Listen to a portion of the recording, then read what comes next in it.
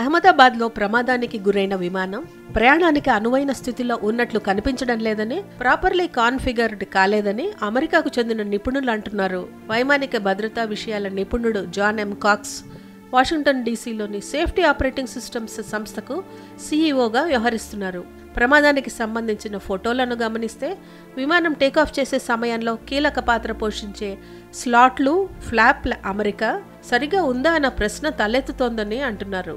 ప్రమాద ఘటనకు సంబంధించిన వీడియోను చూస్తే ముక్కు భాగం పైకి లేచి ఉన్న స్థితిలో ఉండగానే విమానం నేలపైకి కుంగిపోయిందని స్పష్టమవుతోందని కాక్స్ అన్నారు.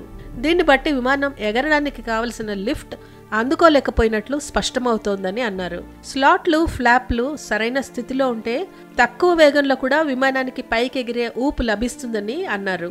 ఇప్పటికిప్పుడు ఏది ఖచ్చితంగా చెప్పలేం, కానీ విమానాన్ని వెనక నుంచి పరిశీలిస్తే దాని ట్రైలింగ్ ఎడ్జ్ ఫ్లాప్లు ఉండాల్సిన స్థితిలో ఉన్నట్లు కనిపించడం లేదని ఆయన అన్నారు.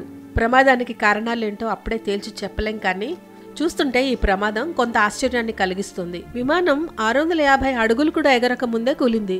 దీన్ని బట్టి చూస్తే చివరి క్షణంలో ఏదో సరిచేయడానికి వీలని సమస్య పైలట్కు తలెత్తిందని స్పష్టమవుతోందని యార్క్ విశ్వవిద్యాలయంలో కంప్యూటర్ సైన్స్ ప్రొఫెసర్గా పనిచేస్తున్న జాన్ మ్యాక్డర్మిడ్ అన్నారు. జెట్ విమానాలకు బ్యాకప్ ఏర్పాట్లుంటాయి. ఒకే ఇంజిన్ సాయంతో పైకి కూడా ఎగరగలదు. అందుకే ఈ ప్రమాదం అసాధారణంగా కనిపిస్తోందని ఆయన అన్నారు. అహ్మదాబాద్లో కూలిన బోయింగ్ డ్రీమ్ లైనర్ విమానాల శ్రేణి 2009 నుంచి సేవలు అందిస్తోంది.